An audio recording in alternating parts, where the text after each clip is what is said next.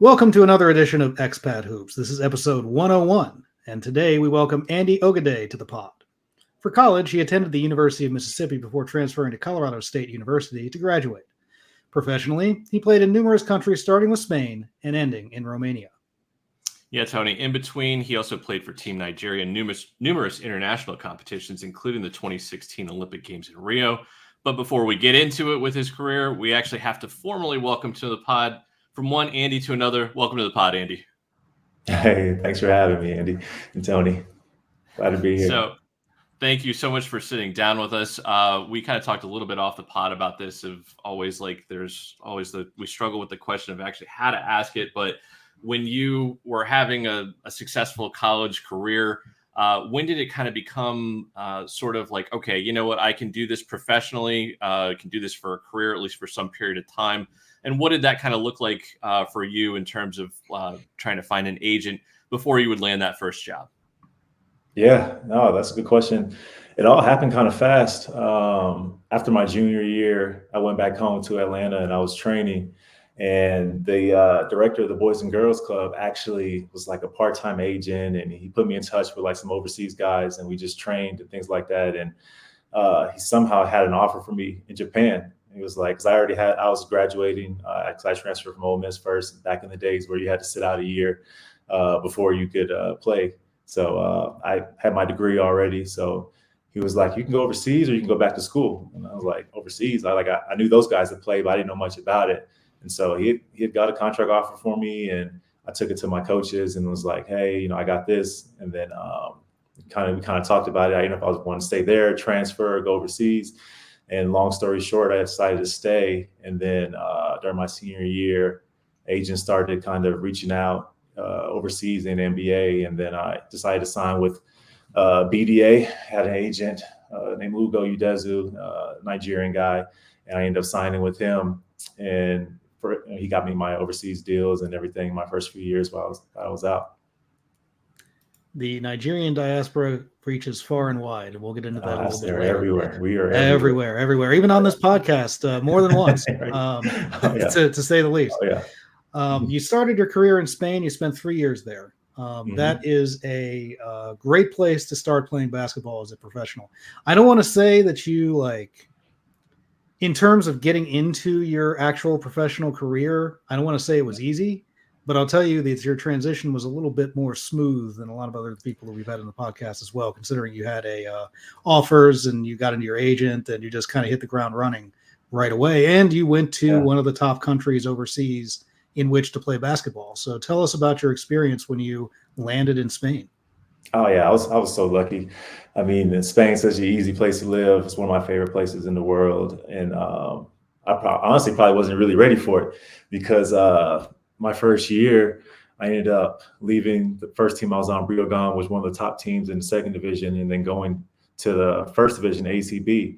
And I probably really wasn't ready as a professional, being that young, and then being in Spain and being single at the time. Like it was hard to kind of stay focused and kind of think that this is how overseas is going to be. Every situation is going to be, nice and easy like that. So you kind of can take that for granted. But I definitely had a pretty easy road compared to a lot of people that end up going overseas and having to take, bad deals or just go to countries where it's not as easy to live. And when you spent your time on the court in Spain, was that a learning experience for you as well? Oh, yeah, absolutely. Because Spain basketball is so technical and the coaches really like to be involved. And I was just used to being in college where everything was kind of revolving around me. And then you kind of switch into where you're a rookie and you're on a team full of vets. And, the offense isn't built around you and you have to actually play a role. So my role at the time was just to set 60 pick and rolls and roll as hard as you can. So, I think my first couple of years, my body was just like kind of in shock from having to play that hard and, set that many pick and rolls. And my body would cramp up every fourth quarter, every single game, no matter what I did, no matter how many bananas or Gatorade I would drink. It just took a while for me to get used to actually having to, play that hard and, get hit rolling and all those type of things, and just kind of read the game. So it took a little bit of a while to kind of adjust, but I thought that, after playing there, that really helped me the rest of my career be able to play anywhere, like any type of system. And so after Spain, you spent a year in Russia. So what was that like culturally? A little bit different than Spain, for sure. On the court, the still pretty high level basketball, but something that is definitely not on the level of ACB, because ACB is about as good as you can get. Absolutely. So no, I still had the confidence because I played in that league and whatnot. But going to Russia was just a complete different situation and culture shock. Just as far as, I mean, the city was nice. I could get any type of food I wanted there and whatnot. But just being exposed to that type of cold consistently was just something I just wasn't used to. Even moving from Georgia to Colorado for college was, wasn't as big a shock as moving to Russia from living in Spain for the last, few years. So that was definitely a shock. And I was out there towards Siberia. So like we would see like -47 sometimes. So it was insane how cold it could get. -47. That is a temperature that actually exists in nature that humans can live in. That's not very pleasant, but I'm sure that was quite something. I know we've had some people on the pod that have stayed in some pretty cold areas in the Baltics and things like that. But I think that wins the award for coldest temperature experienced by an Expat Hoops member. Oh yeah, I think I really not a competition I think we want to have, though. It's a different type of cold, man. After that, you do wind up going back to another more favorable place in terms of climate. You go to France, where you're actually in Pro B. As we've covered before, that especially with some of the countries like Spain and France, that when you're talking about first and second division, there's not necessarily all that much drop off. But you do go to France after that. What was that like in terms of playing in Pro B, getting acclimated to France, another high level league as well? Yeah, it was a little different for me. I know people in France have different experience. Some people love it, some people hate it. I was probably somewhere in the middle. I loved living there. I thought it was easy to live. The food was good. People maybe weren't as nice as they were in Spain and some other places. But as far as basketball, I was just in a situation that just didn't fit my style of play, I guess. But it's a good league. It was a good league, a physical league, athletic league. I wouldn't say it was as tactical as like, the Spanish league or some of those other ones, but it was a good league and it was a good experience. I think that situation actually, kind of helped me continue to keep playing overseas and kind of helped me propel myself to get to the next level of being a professional. Just seeing, dealing with not playing, not getting to the situation that you thought it was, and still having to be a professional. So I think I grew up a lot that year. And then the next year in Israel kind of showed, kind of had a really good season in Israel, just getting the confidence back, after not playing that much in France for whatever reasons, and going to Israel the next year. And, I think that just changed my career trajectory a little bit. So actually, that's one of the interesting things I wanted to ask you while you were pretty much getting into the answer with, when you find yourself in a situation like that, where it's maybe not quite what you thought it was going to be. And like you said, it got you to Israel, and it basically, there are many more years after this as well. So clearly something you did worked, but like, what do you look back on now and saying that was a key to success for me? Maybe hopefully others can follow that if they find themselves in a situation where it's, like you said, not quite what you were expecting. Yeah, just staying focused, staying locked in, knowing that, you can only control what you can control. You can't control whether the coach likes you, whether you fit his system or not. So I would take practice. At practice, I would go hard every single day to the point where they'd be like, "Well, why don't you play like that in the game?" And I was like, "Well, put me in the game and we'll see," type of thing. But I just stay focused by just practicing hard as I could. Keeping that confidence high. Okay, you don't want to play me, you want to play this guy in front of me. Well, I'm gonna kill him every day. So that was kind of my mentality, and that kind of helped me. And my agent at the time would kind of help me as well, just telling me to stay focused. You have a guaranteed contract here. We're not going to leave and go somewhere else unless you got something else. So sometimes people don't have those type of situations where you're blessed to still have a guaranteed contract, whether you're playing the amount of minutes you want to or not.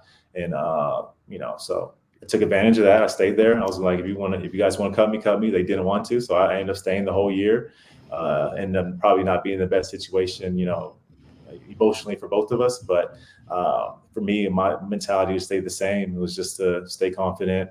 Don't let this be a career killer type of situation. Just keep controlling what I can control, basically. So you do go to Israel next, and you talked about, you alluded to the fact that it was a good spot for you, and that you worked your way out of a situation that wasn't as great in France in terms of a playing perspective. But take us through what your experience in Israel was like, and kind of getting you back on track with your career. Oh yeah, Israel is awesome because it's a league where it's very low key. The demand on your body isn't as much.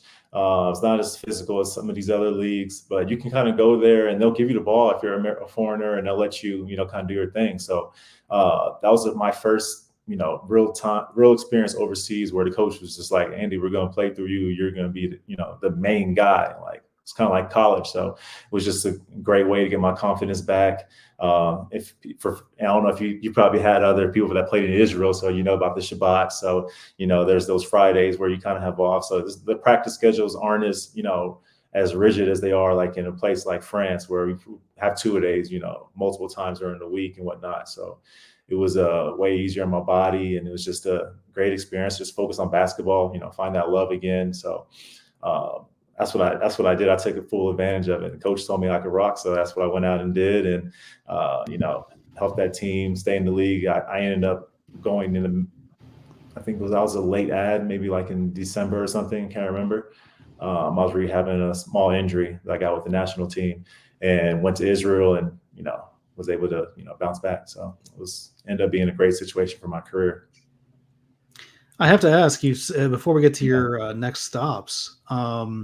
You mentioned, getting your love of basketball back and all that kind of stuff. Did you ever contemplate hanging it up before the 2016 season? At that point, no. It was just so much uncertainty, because like you just don't really know. Like, your career starts off on kind of a high note, and then all of a sudden you're getting into a league that's a little bit worse, and then a little bit worse, and then all of a sudden you're here, and so you're just like, okay, what's going on? Am I going backwards? Am I going forward? Like, so it was just thoughts like that. I feel like I should be doing this. I killed this guy when I was there, type of thing. And so you start to have those type of thoughts, like, all right, am I going in the right direction? So, just being able to go somewhere where you can, confidently go into a game knowing that you're gonna, get the ball and you're gonna be able to play and have fun, was huge for me at that stage. And so your next stop ended up being Japan's B League. Yeah. Being an ACB, starting out in ACB, you went ACB, Russia, France, and Israel. All of those are pretty top-notch leagues. Yeah. Japan's league isn't known as the most competitive league. There's a lot of competition in it, and you are in the B League to boot. So what is it about the Japanese league that drew you there? How did you end up there after going to all those leagues, and what was it that you experienced while you were there that kept you going all this time?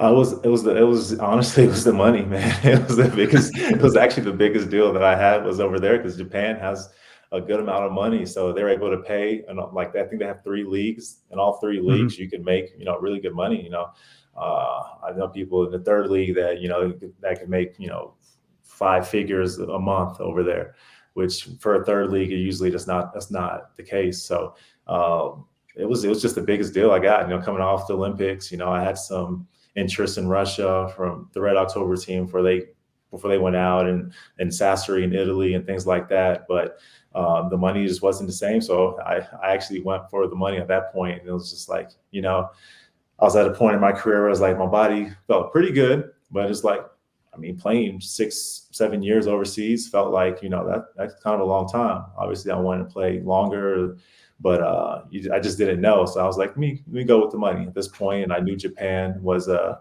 league where if they like you, or if you liked it, you could stay there and finish your career there. So I thought, why not give it a try? So that's what I did. Went to Japan. And so, like, you went there for the money, but you played in Nara, which is one of the beautiful regions of Japan. While you were there, did you get to do any exploration while you were around there? Oh yeah, absolutely. There's so much history over there in Nara. It's just a beautiful city. Anything you want to do, you could do there. But I ended up going. My wife she was my girlfriend at the time, but my wife now, she came out and was living there and teaching English, actually. So she had me, man, anytime we had an off day, she had me going all around the place to Kyoto or Osaka or these other surrounding sites to see. So I'm glad she did that in retrospect. But at the time, I definitely wanted my rest. But seeing some of those cool temples and all the, different artifacts and things they have over there, and just kind of, just trying their cuisine a little bit kind of helped me open up a little bit and just really, fall in love with that culture, because it's a completely different culture than, here or in most European countries. So it took a while to kind of get used to it. But once I did, I ended up liking it. So you wind up after that year in Japan, obviously pretty busy on and off the court in terms of taking in all the sites in Japan. But then you spend a portion of your career, probably the bulk of it actually, in Italy. Take us through what it was like getting to that point. Like you said, you alluded to with the Japanese experience, that if you basically wanted to stay there, you probably could have. But you wind up going to Italy and spent quite a considerable amount of time there, including a COVID experience as well. So take us through what your experiences were and through multiple seasons actually in Italy. It was awesome. I loved Italy. Italy was, Spain was probably my favorite place to live, but Italy's right up there with it. That's, if I didn't live in America, obviously I want to be here and live here. Spain and Italy would be right there. So, Italy was a place that I had a bunch of friends that played in, and they loved it. And they told me, that'd be a good country to get into if you can. So when I got that deal to go to Roseto, I was like, I'm taking it. I'm gonna try it. So took it and ended up loving it. Loved the league, style of play, the people, the food. I had a great time. I had nothing bad to say about my 4 years there. Learned a lot, picked up the language a little bit, so that helped. It was definitely an experience. You mentioned the COVID, and I was definitely there right in the heat of everything. And I was in Piacenza, which is close to a city called Codogno, which is like the epicenter of COVID, basically in Italy. And I ended up changing teams and going down south. And it was just a weird coincidence. I was like super sick when I first got to that team, and didn't think anything of it because COVID was just kind of going around. I thought it was just maybe the flu, maybe a 24-hour bug or something. I was sick for like 2 or 3 days, but go back to practice, and then my teammates, get sick, and then they test positive for COVID. So it's like, I hope I didn't bring it to the south of Italy, but I don't know. They definitely tested positive, and it was just, everything happened so fast with COVID, and it was just a weird experience. I remember driving my car down to the Rome airport, leaving it in the thing because they're shutting down the flights back home. So I was like, I got to go. So I just drove down to the Rome airport, left it in the parking garage, and flew home. And then I was thinking, it'd just be like, maybe 2 weeks, we'll be right back. And it ended up being like a month and a half. And it was just I had to send the team, FedEx them the keys to the car so they could go get it, type of thing. And it was just a crazy experience, crazy experience dealing with COVID and being in Italy. But I guess there'll be documentaries about it here soon. And, this conversation kind of immortalizes the situation. But I could go in deeper, but it was just a wild experience dealing with COVID and being down there in Italy, and dealing with the restrictions, the constant testing we had to do. It was just insane.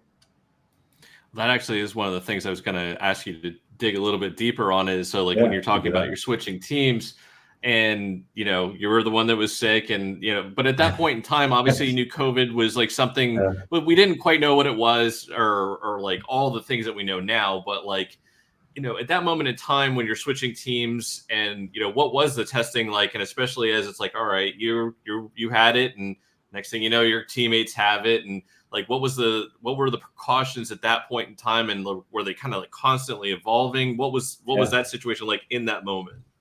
Yeah, no, it was constantly evolving. I know at the beginning, when we first got there, we all had to test like once or twice a week. And if someone tested positive, you would have to, go into quarantine. So I had to quarantine 3 times while I was in Italy, both for 2 weeks. And that will teach you how to, what you'll see real quick, whether you really love yourself or not, being stuck in an apartment in another country by yourself for 2 different 2-week stretches when you didn't test positive. Like I just had to, because I was around people that did. So it was crazy because we would test so much. And in the 2 years I was in Italy, I never once tested positive for COVID. It was the weirdest thing. One of the years, every single person in our organization tested positive except for me. So it was, I mean, obviously I may have been the person to bring it to that, but I never tested positive for it. So it was just a crazy, crazy experience dealing with that and having to, get those nose swabs before every game, 2 days before every game when it first started. And then you would get one just like randomly during the week. Like it was just always testing, always on edge, never knowing who's going to be in, who's going to be out. The same with the other team. So it was just a crazy experience.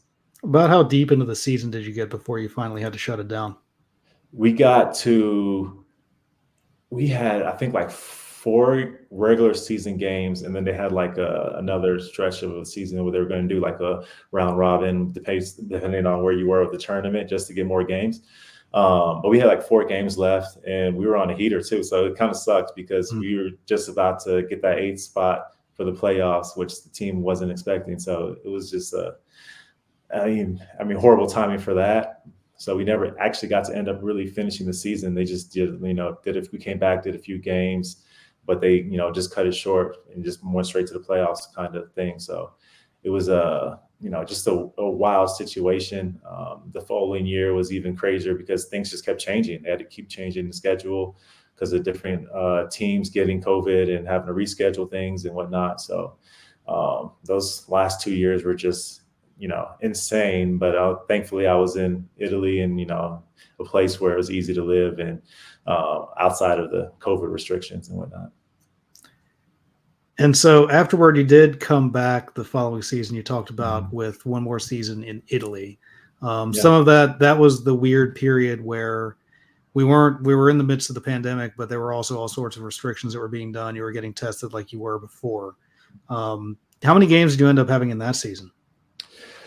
That season, I think we had a regular season of games, probably like 20-something, 30-something games. There was a break. I think they took like a 3-4 week break just to let everyone kind of, quarantine and kind of, I guess regroup and try and get their health back before the playoffs. But other than that, it was just a regular season, a normal season. That break kind of sucked because, it pushed the season back a little bit. But guys wanted to make sure they got their full salaries for the full year because I think the year before, most people had to kind of settle. You had to settle with a team for 70, 80, 90% of your contract, depending on, how the team was. I think every team was different. I know the team that I left, I think they were giving guys like 60%. I was lucky enough to get like 90% of mine. So, because the season got cut short the year before the real COVID year. So this year was just ended up being the games just got prolonged and we all got our money, but we just had to stay there a month longer than usual. And what would have been the 2021 season, your last season in Italy, with the Turkey the following year? How did things change between that year and your year that you had in Turkey? Yeah, the year in Turkey was a little bit different because they had the vaccines then. So if you had the vaccine, you didn't have to test every day. And if you didn't get it, then you would have to. So I know my teammate, when I first got there, he didn't have the vaccine. So he had to test every day. And then he got tired of that. So he got the vaccine. So that was the only main difference. But then once you have the vaccine, they would just test your antibodies every once in a while. But the season went on as normal in Turkey. Wow, that actually tests your antibodies too. That's pretty sophisticated. I know here in the U.S., I don't think that was done in any of our professional leagues. So that is an interesting point.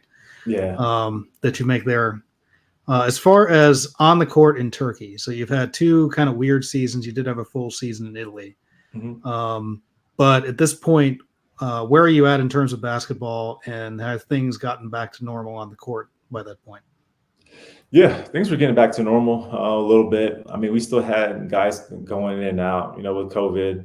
I think they took a 2-week break too, just for all the teams, because I think there was like it was like right after Christmas. Everyone, like almost every team, just had like an outbreak, right?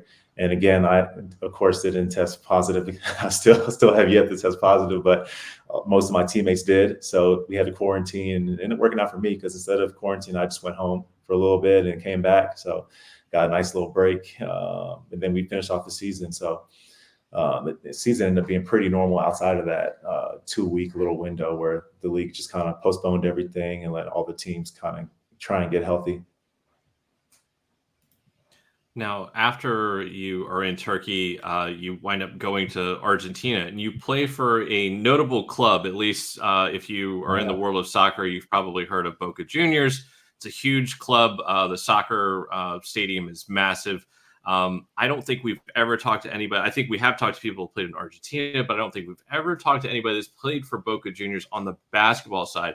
What was that experience like, not only playing in Argentina for such a notable club, but also, I think, as we talked a little bit off the pod as well, again, tying in soccer here, you were there when they won the World Cup. So what was that whole entire experience like for you? And what kind of makes playing basketball for Boca Juniors like, either a little bit better than some of the other clubs, or surprisingly about the same, or what was it like?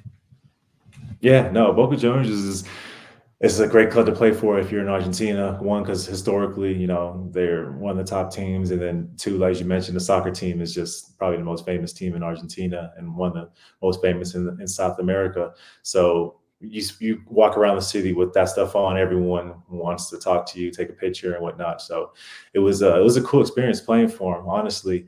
When I was there, they were renovating their gym. So Adidas is one of their big sponsors, and they have a campus there where they have the young up and coming soccer players and whatnot. So the facilities are really nice, but the basketball arena was getting a renovation, so we weren't in it while I was there, because I left after the Christmas break to go to Romania. And so I never got to be in the new facility, which was super nice, top of the line, hotels, all that stuff in there. So it was a cool experience playing for them. It's a historical club, and they always have some of the best Argentinian players, ex-national team, current national team players, the young talent. So you're going to get a good brand of basketball, and they play a pretty technical style for South America for sure.